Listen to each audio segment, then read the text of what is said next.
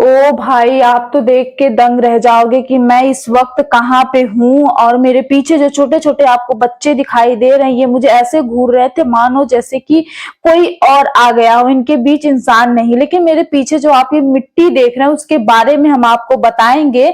और जो आप पीछे छोटे छोटे ईंट दिखाई दे रहे हैं वो भी हम आपको बताएंगे ये कैसे बनते हैं, क्योंकि हमारे घरों में ये यूज होता है। हमारे घर इसी से बनता है, ईंट से ही बनता है। ये गांव में अक्सर देखने को आपको मिल जाएगा। भाई साहब, मैं तो देख के दंग ही रह गई कि किस तरीके से। ओहो, आप लोग ये बताइएगा कि हम कहाँ से, क्योंकि मेरे ब्लॉग में सीधे सीधे लिखा हुआ है कि मैं कहाँ की हूँ। और ये आप अगर मिर्जापुर से देख रहे हैं तो आप बताइएगा कि आप कहाँ से देख रहे हैं। हम आपको ये वीडियो आगे पूरा का पूरा विस्तार से बताएंगे, मतलब पूरा एक डिटेल्स में बताएंगे कि ईंट कैसे बनता। हमने इनसे बातचीत किया और बातचीत करके पता चला कि कैसे बनता है। क्योंकि मिट्टी को सबसे पहले जब खेत से लेकर आते हैं और उसको गीला करते हैं, उसको चालते हैं और यहाँ पे ईंट बनाने का प्रोसीजर चलता है। यहाँ पे देखिए एक लेडीज है जो ईंट लगातार बना रही है और एक यहाँ पे भैया भी है। उनसे हमने बातचीत किया और वो बताए कि हम लगभग 6 महीने से यहाँ पे काम कर रहे हैं और 6 घंटे काम करते हैं। 6 घंटे सुबह में और 6 घंटे शाम में काम करते हैं। और इनको 1,000 ईंट बनाने पे 600 रुपये मिलते हैं, लगभग ठीक ठाक मिल जाते हैं। अब हम आपको वहां लेके चलेंगे जहां पे कच्चा ईंट जो होता है वो बनाने के बाद जब वो सूख जाता है तो उसको किस तरीके से भट्ठे में डालते हैं। यानी कि इतना टेम्परेचर इतना हाई होता है यहाँ पे कि आप 1 सेकंड के लिए भी यहाँ पे रुक नहीं सकते। लेकिन हमने कोशिश की है आपको दिखाने के लिए, हमारे दर्शकों को दिखाने के लिए कि किस तरीके से ईंट को पकाया जाता है। और ये इतना ज़्यादा मेहनत वाला काम होता है कि भाई साहब क्या बता। और ये देखिए चिमनी जो है, हम कभी जब रास्ते में जाते थे ये हमें बड़ी बड़ी इमारत की जैसे दिखाई देती है, लेकिन ये इमारत नहीं होती, ये चिमनी होती है। आप धुआं देख सकते हैं इसके ऊपर निकल रहा है।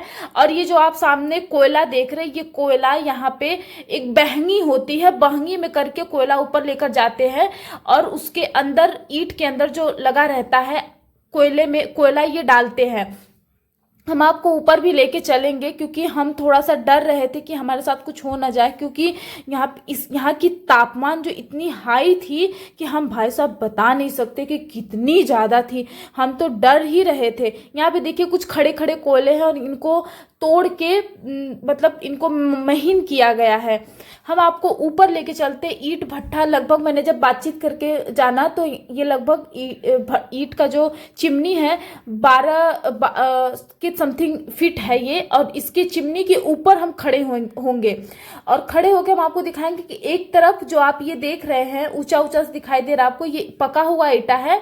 और यहाँ पे जो ढक्कन की तरह आपको दिखाई दे रहा है वो पक रहा है। अब हम आपको यहाँ पे मतलब कि एक ऐसी चीज दिखाएंगे जिसे आप देखकर दंग रह जाएंगे। भाई साहब हम क्या बताएं कि यहाँ पे किस तरीके से लोग काम करते हैं। यहाँ के लोग जो होते हैं, मैंने बातचीत करके इनसे जाना कि आप लोग इस टेम्परेचर में कैसे काम कर लेते हैं। क्योंकि यहाँ पे मेरा 1 सेकंड के लिए भी खड़ा होना बहुत ही ज़्यादा टेम्परेचर लग रहा था, इतना ज़्यादा मुझे गर्मी लग रही थी यहाँ पे।